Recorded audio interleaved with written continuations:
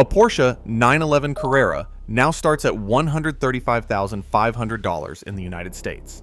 And that's before you start adding the options Porsche is famous for.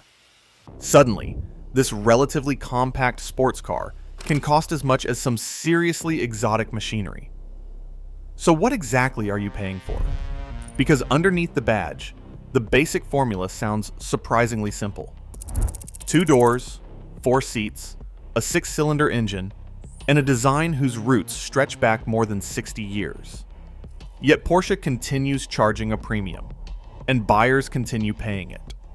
Part of the answer is hidden in the engineering. Part of it is inside the factory. And part has almost nothing to do with the physical car at all. Because to understand why a 911 costs this much, you first have to understand why Porsche stubbornly refused to reinvent it. The 911 story goes back to 1963, when Porsche unveiled the car that would become its defining model. But Porsche made an unusual decision. It placed the engine behind the rear wheels, a layout that creates unique challenges for weight distribution and handling. Most manufacturers might have eventually abandoned that formula. Porsche did the opposite. For more than 6 decades, its engineers kept refining it. Every new generation had to become faster, safer, more comfortable, and more technologically advanced without losing the characteristics that made it recognizable as a 911. That continuity became part of the car's appeal, but maintaining it requires serious engineering, and much of the work you're paying for is completely invisible from the driver's seat. The 911 isn't expensive simply because it has a powerful engine. Porsche has spent decades developing an entire ecosystem around an unusual sports car platform. The flat-6 engine, sophisticated suspension systems, advanced transmissions, electronics, aerodynamics, and increasingly complicated performance technology. And here's the difficult part. A 911 is expected to perform like a serious sports car without becoming unbearable in everyday life. Depending on the version, it can be a comfortable road car, a convertible, an all-weather performance machine, or something designed with the racetrack in mind. Creating all of those personalities from the same basic family requires development. In 2025, Porsche reported roughly 2.3 billion euros in automotive research and development costs across the company. Not all of that went into the 911, of course, but it shows the scale of Porsche's engineering operation.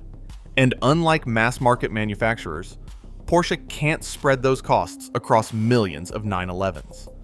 That's where production volume becomes important. In 2025, Porsche produced 55,371 examples of the 911. That's a successful year for a premium sports car, but it's tiny compared with the millions of vehicles produced by the world's largest manufacturers. And every one of those 911s came from Porsche's Zuffenhausen operation in Stuttgart. That matters because lower production volume changes the economics. Engineering, specialized equipment, factory infrastructure, and development costs have to be recovered across far fewer vehicles. Porsche also openly emphasizes value over simply chasing maximum sales volume. In other words, the goal isn't to make the 911 as common or inexpensive as possible. Scarcity helps protect its premium position, but low volume is only part of the manufacturing story, because some 911s receive surprisingly hands-on treatment. Walk through the logic of 911 production, and another piece of the price begins to make sense. Porsche combines modern automated manufacturing with specialized craftsmanship. Depending on the model and options, cars can pass through operations connected to exclusive manufacture, specialized carbon fiber work, and even Porsche's in-house saddlery. That becomes particularly important with limited production and high-performance versions. Instead of building thousands of nearly identical cars with only a few choices, Porsche has created a production system capable of handling enormous variation. Different colors, different materials, different seats, different trim, performance equipment, lightweight components, and customer-specific details. Complexity costs money, But Porsche has found a clever way to turn that complexity into something profitable. Because once customers start personalizing a 911, that already expensive starting price can become almost irrelevant. Here's where Porsche turns an expensive sports car into something even more expensive: options. Buyers can personalize almost everything, from wheels and seats to leather, stitching, trim, technology, and exterior details. And Porsche's paint-to-sample program takes customization even further, offering more than 130 additional colors for models, including the 911. For customers who want something truly unique, Porsche can even investigate creating a color based on a supplied sample. That level of individualization requires extra manufacturing complexity, but it also gives Porsche another advantage. A customer who begins with a base Carrera can quickly build a much more expensive car without moving to another brand.